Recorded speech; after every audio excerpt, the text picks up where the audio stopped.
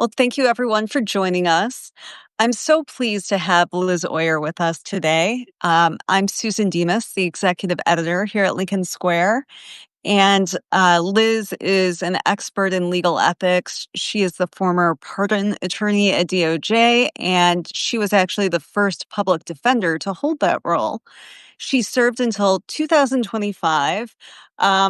After clashing with the Trump administration's policies and refusing to recommend reinstating actor Mel Gibson's gun rights after his long history of domestic violence.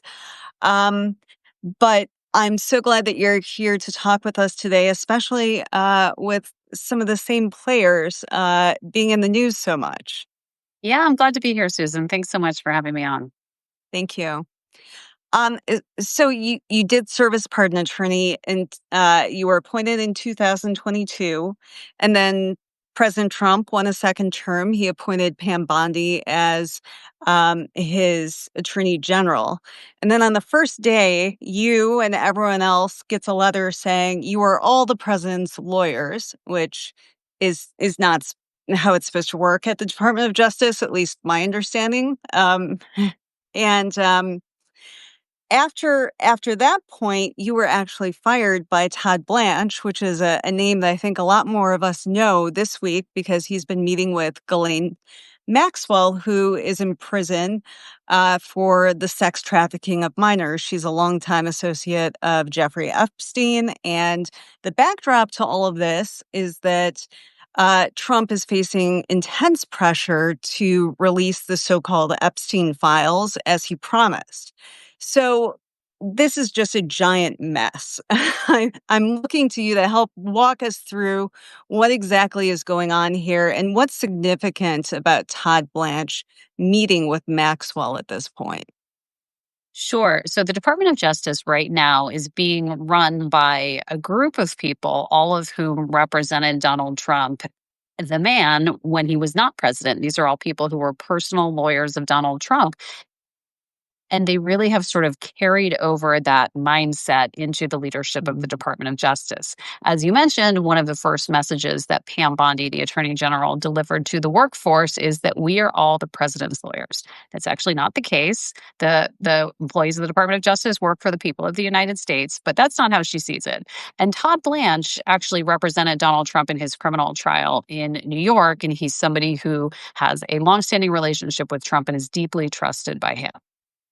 So, Todd Blanche has now been brought in by the president to try to solve the most overwhelming political crisis of his presidency to date, which is the Jeffrey Epstein files. And he's looking to find a way to get out of this. So he's brought in the deputy attorney general to try to find a way forward. And what Todd Blanche is doing here is really extraordinary. He is essentially the chief operating officer of the Justice Department, right? So he's like the second in command in the department and really, really high up. He's so high up that he has his own Secret Service detail. When he goes Right. anywhere, he goes, in a car driven by Secret Service agents. So last week, Todd Blanche flew down to Tallahassee, Florida, where he met for 2 days with Ghislaine Maxwell, who is currently serving a 20-year prison sentence. He went himself personally to spend 2 days meeting with her to see if she can somehow help them solve the Epstein crisis. This is incredibly unusual that the number two official in the department would be spending his time this way. It's incredibly unusual that the Department of Justice is even trying to reopen this case of someone who has been convicted and sentenced for one of the most serious crimes on the books, which is the sexual exploitation of minor children.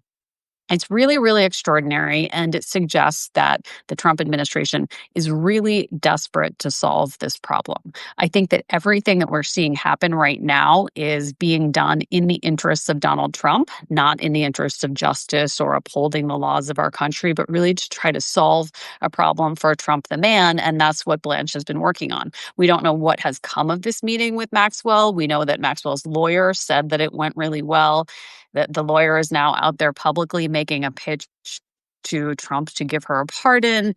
And It seems like this is a quid pro quo in the making. This administration's favorite way to solve a political problem is by making a deal. And in this case, they seem to be trying to cut some sort of deal with Ghislaine Maxwell, a convicted sex trafficker of children. And Trump has a long history of pardoning questionable people, especially within his orbit. Michael Flynn, Roger Stone, the list goes on and on. So, I mean, although in terms of legal precedent, this seems to be rather unprecedented, in terms of Trump's history, this just kind of seems like more of the same. Well, you're right that everything that Trump has done with the pardon power has been very unconventional, to say the least. He pardoned a lot of political allies during his first term in office. And even in just the first 6 months of his new presidency, he's done some things with the pardon power that no president has done before. On day one, he pardoned all of the January 6 rioters. Many of those were people who had committed violent acts against police officers. That defies all of the norms around how pardons are typically used. He's gone on to pardon a number of other political allies and donors. He has essentially forgiven over $1 billion worth of debts owed by people who've committed financial crimes through the pardons that he has granted. This is essentially money that's coming out of the pockets of victims of crimes and the taxpayers. All of that is just not how the pardon power has ever been used before by any president in history. It's really, really unusual. And so it would be incredibly unusual for a president to even consider pardoning someone who is convicted of crimes involving sexual exploitation of children, like Maxwell has been. But, if there's any president who would consider something like that, it seems like it's Donald Trump. Right. And I definitely want to ask you more about the legal issues involved. But, as you pointed out, this has been a huge political tool for the president. And so it's hard to separate that out because there really does not seem to be any legal grounds to let Maxwell out of prison. I mean, she's barely served any of her sentence. And in fact, many people think that the sentence was too light to begin with, including Speaker of the House Mike Johnson. So Yep. I find this to be very curious just in terms of the politics of it, because for years, Donald Trump has promised to release the Epstein files, whatever that means. And this has been an issue that's been very important to his base. And the crimes that Jeffrey Epstein and Maxwell were both convicted of are just horrific. And it seems like a somewhat unusual move for the president to try and get out from under the scandal by letting out someone who is a villain, for a better word, in this whole scenario. Yeah, she's someone who really doesn't have any credibility at this point, because anything that she might do or say seems like it would be a transparent effort to try to get out from under the 20-year prison sentence that she is serving. That's why it's really extraordinary that the Department of Justice is even trying to speak with her at this point. When she was sentenced just a few years ago, the Department of Justice submitted a detailed memo to the court. And in that memo, they stated that she's somebody who they believe has lied in the context of judicial proceedings before, somebody who is not to be trusted or credible. And the fact that now the second in command in the Department of Justice wants to hear what she has to say for 2 days, that is really remarkable. It seems like the whole Maxwell piece of the Epstein saga is really an attempt to divert from the files themselves. It's an attempt to shift the attention somewhere else. The Department of Justice has been investigating Jeffrey Epstein for about 20 years now. They have amassed undoubtedly a huge amount of information about him and about Ghislaine Maxwell. And rather than confronting the demands that they release that information, they are now gathering new, different information from someone who's serving a 20-year prison sentence for being Epstein's co-conspirator. We have to keep that in mind. She's not a witness. She's not someone who's innocent. She's somebody who conspired with him to commit these crimes. So that And all she of has that is just accused really herself remarkable. of sexual abuse, not That's just right. Yeah. trafficking. Yeah. So Yeah, it's no, the victims have talked about how she physically abused them as well. She played a major role in. This is not a minor or a mere observer. One thing that is really being lost in the way the Department of Justice is handling this is the perspective of the victims. The Justice Department actually has legal obligations under federal law, as well as Justice Department policies and regulations to consult with victims in a criminal case and to take their viewpoints into consideration. And there is no indication that Todd Blanche or anyone on his behalf has made any effort to speak with or hear from the victims of Ghislaine Maxwell before he has gone down this path of trying to cut some sort of deal with her. right. And I know that you've described the idea of a pardon for Maxwell as being unprecedented and extraordinary. Um, it strikes me as just so heart-wrenching that the victims are not being, consulted at all. Neither is the prosecuting U.S. attorney, who I believe was recently fired, correct? In this That's case with right. Yeah. Maxwell? Right. Yeah. And so, the heart of the whole Epstein scandal and, the concern that so many of Trump's supporters and those in the MAGA movement have is that this was just a horrific crime. This was a ring of powerful people who exploited children, and they're the worst of the worst and need to be locked up and thrown, the key has to be thrown away. And yet is someone who has been described as a monster, Ghislaine Maxwell could get her get out of jail free card essentially to as a personal favor to Donald Trump, to keep him out of any, of the story of who is involved in this scandal.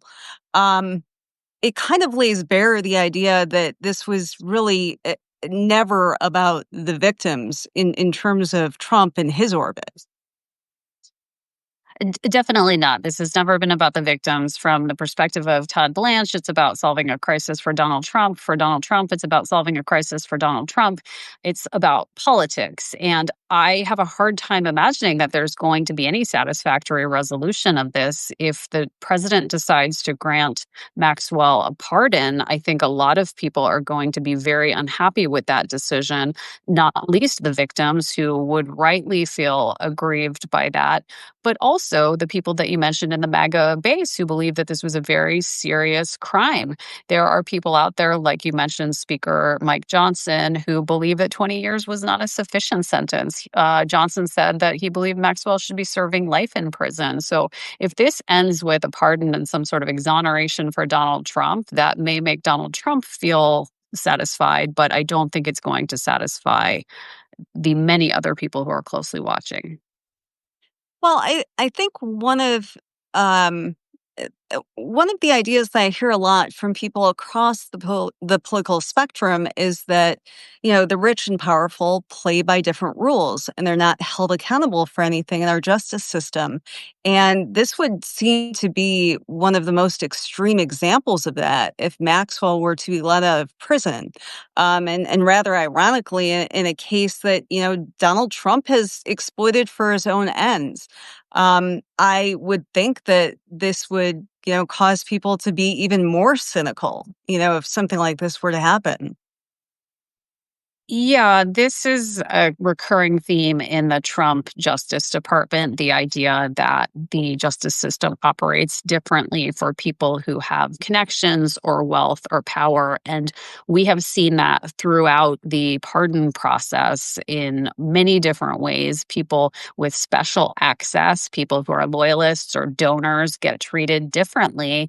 And Trump places his own personal interests and his business interests over and above all else in carrying out the business of the Department of Justice, which is really not how it's supposed to work.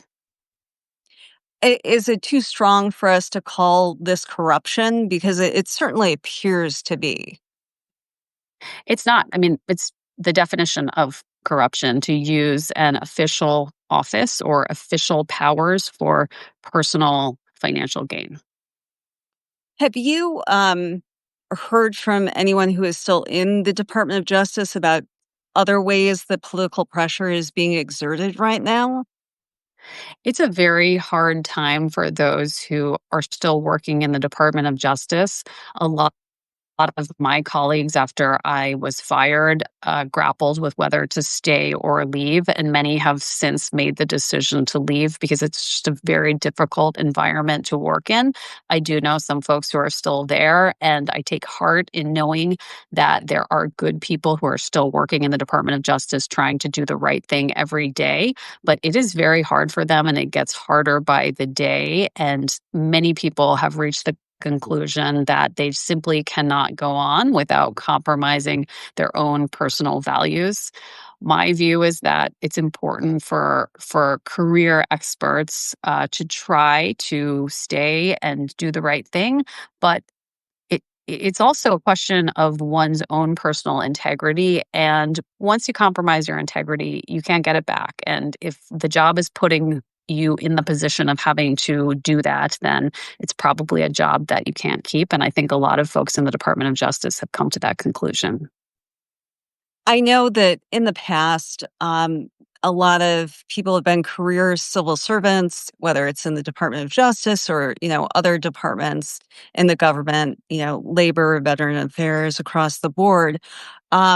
But even before all of these, mass federal firings that the Trump administration has taken on, um, it it seems like there's been a lot of institutional knowledge lost, starting mainly with the first Trump administration, from people who felt that although they were dedicated to the job, they just couldn't serve under the Trump administration.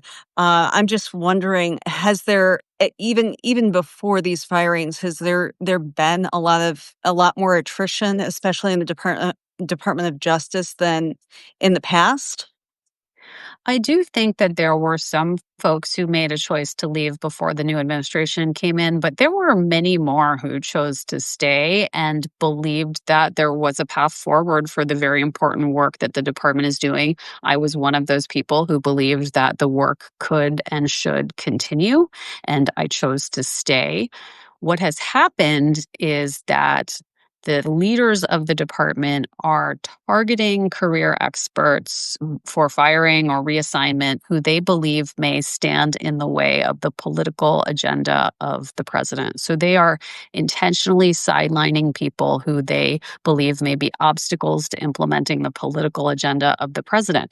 This is different than what we're seeing at other agencies with mass layoffs. What's happening within DOJ is not mass layoffs. It's really targeted firings of people who have Mhm. specialized expertise, and that expertise is not wanted. So one of the recent firings was of the department's chief ethics officer, the person who advises the attorney general, the deputy attorney general on matters of ethics. This is someone who would tell them when they need to recuse themselves, whether they can accept a gift, that sort of thing. That person was fired. That person has always been a nonpartisan official. The person who was fired had been in government for 25 plus years under numerous different administrations. The only reason to fire someone like that is to sideline the whole endeavor of ethics. Ethics is Mhm. not a priority in the Department of Justice right now. And we've seen that in other spaces as well. The person who ran the Office of Information Policy, which is in charge of essentially assuring that the department is complying with transparency obligations under the Freedom of Information Act, that person was fired the same day that I was fired. There have also been career experts, people who have really deep expertise in critical areas like national security and cybersecurity, who have been fired, which really makes us vulnerable not just to corruption, but to foreign influence, to real dangers to the public safety of this country, which the department is entrusted with upholding. So it's very scary what's happening. And for me, I find it actually scarier than the mass layoffs because of how calculated this is. Yeah, it seems like the situation at the Department of Justice has some parallels with what's going on at the Department of Health and Human Services, where people are being targeted, especially if they are in opposition to RFK Jr.'s anti-vaccine agenda, and that includes obviously a vast swath of scientific experts, and so it's actually targeting people who have the most expertise on Yep. issues, Yeah. in service to a political agenda. Exactly. Yeah. That's exactly what we're seeing in the Department of Justice. And it's such a loss because, one of the bedrocks of our government is that, there are career civil servants who have so much knowledge and expertise and will stay through political transitions, Republican presidents to Democrats, because, the work still needs to be done. The fundamentals of the job aren't supposed to change, but all of the rules, seem to be being changed or just broken by this administration. Yeah. And one of I think probably a great example of that is the nomination to the federal bench of Emile Beauvais, who, Mhm. again, was another one of the president's lawyers. Um, he was very involved, as you know, in getting rid of anyone who prosecuted the J6ers, and making sure there was no longer justice in that case. And now he has a lifetime appointment, and there are talks that he's going to end up on the Supreme Court, Yeah. even though he was opposed by dozens of lawyers and groups who did not think he was qualified. Is he, to me, he seems like the symbol of what the Trump administration is. And do you think there are basically more Beauvays to come? Yes. Beauvais is somebody who also was a personal attorney for Donald Trump, and he was rewarded for his service with a high ranking position in the Department of Justice. He was the number three official, essentially, and he did some of the dirtiest of dirty work for the Trump administration during the early days of the administration. What you mentioned with the firings, the quid pro quo with Eric Adams, ensuring that the president's deportation flights took off without a hitch despite court Mhm. orders saying that they shouldn't. He really carried a lot of water for the political agenda, and he is now being rewarded with a very prestigious position of federal appellate judgeship, which is a lifetime appointment. And as you noted, a potential path to a Supreme Court nomination. And I think that's just the model of this administration is to reward people for loyalty with these coveted, high ranking positions that give them lifetime tenure. Some people have expressed the view that, it will be a relief that Beauvais is no longer in the Department of Justice, but now, he's taking on a new and very important role that gives him a lifetime appointment.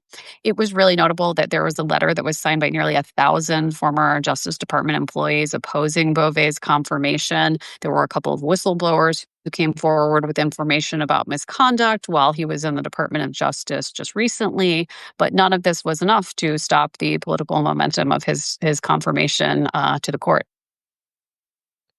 Uh, have you been surprised by the actions of the Supreme Court to greenlight so many of Trump's huge expansions of executive power, especially using the shadow docket?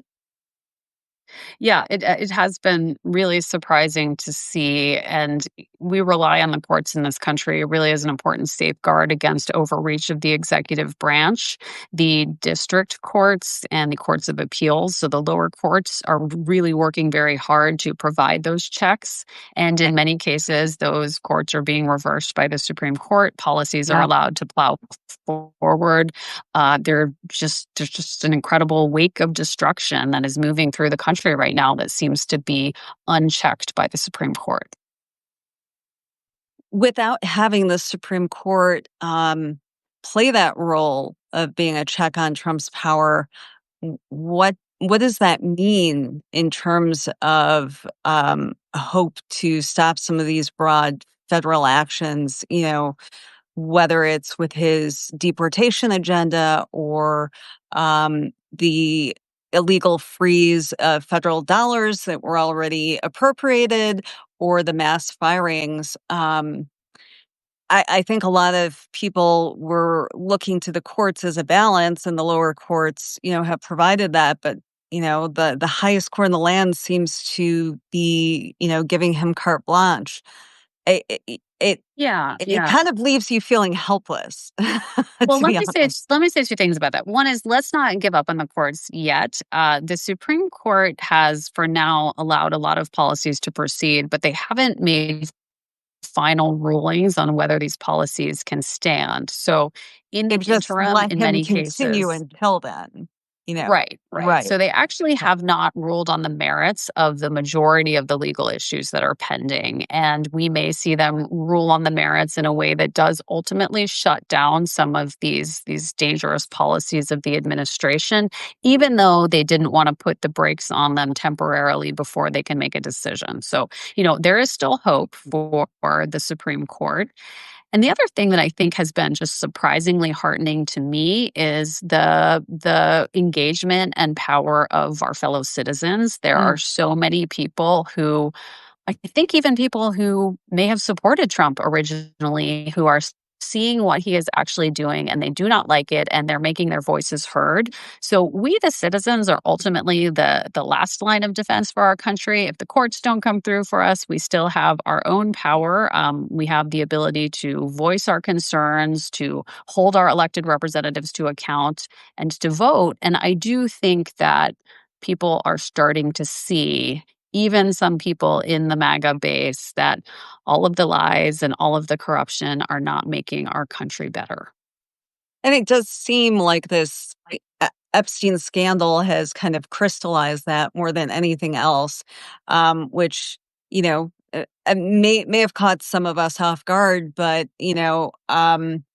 it doesn't seem to be a scandal that Trump can shake, which is unusual because usually things are over in a day or two. He always, throws out something that he'll do in 2 weeks and we move on. But, we've been talking about this for about a solid month. Where do you see this story ending? That's a great question. I honestly don't know. It's very hard to envision what conclusion that this could reach that would be satisfactory to anyone. It's been remarkable, as you noted, that they really have not been able to tamp down this scandal. And everything that they do to try to address it seems to make it worse. They're layering lies on top of lies, they're misleading people, they're diverting people. And at this point, it's very hard to imagine where this could possibly end. Do you think that ultimately Trump will pardon Ghislaine Maxwell?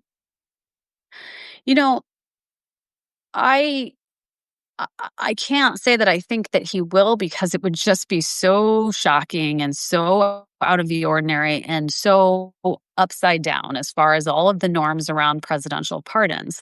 But what really gives me pause is all of the other unconventional norm defying things that he's done with the pardon power. So I certainly wouldn't bet against it. If he were to go that route, obviously, that sends such a horrific message to, Epstein's and Maxwell's victims, but it Yes. to all victims of sexual abuse. I know that, whenever there is a high-profile case of someone who's been accused of sexual abuse and they're not convicted, that, there are less people who will report those crimes, and this is about the most high-profile case that we've seen in many years.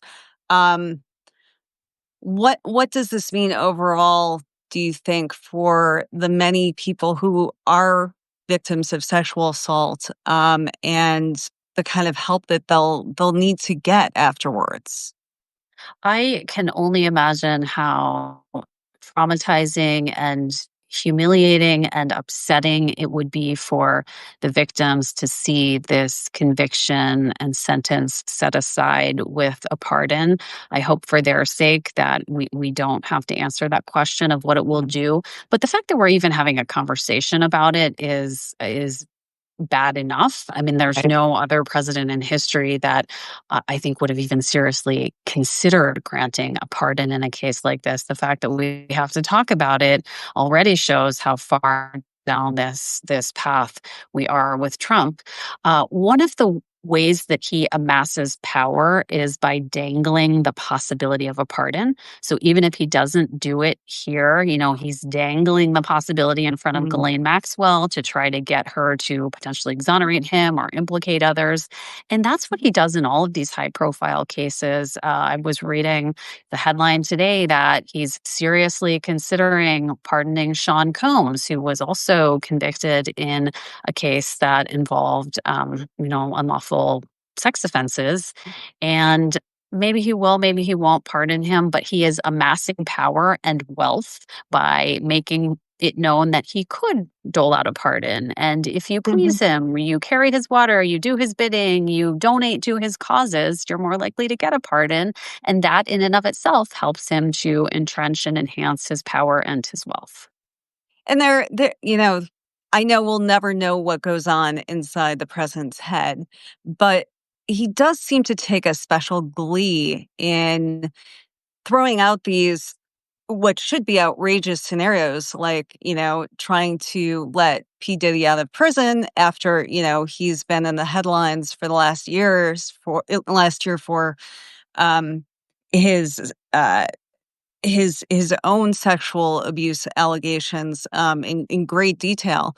But that does seem to be kind of the hallmark of the Trump administration of how far can we push things. And it really seems to be an embrace of this sort of cruelty. And that in and of itself, it kind of takes a cumulative toll on all of us because I'm sure that you decided to become a lawyer and join the Department of Justice because you believed in finding justice for people. And this really seems his ethos really turns that on its head. And that's not really what this country is supposed to be. It's really not, and it's exhausting and demoralizing for all of us to see how he is operating. He views the instruments of power as things that he can use on a whim for his personal business reasons, really any reason under the sun. He doesn't feel bound by any of the norms or rules or laws that are in place to constrain his use of those powers, and it's exhausting. It's It is. exhausting and demoralizing. It is. And it seems like every day we do discuss, these worst case scenarios because, they're actual possibilities now. But it's just extremely helpful to talk with you because you bring so much experience and expertise on these issues. You've been on the inside, and I really appreciate you sharing your insights with all of us. I hope that you'll come back and join us again. Absolutely, anytime. I really enjoyed the conversation, and I'd love to come back and talk with you anytime. Thank you so much. Thank you.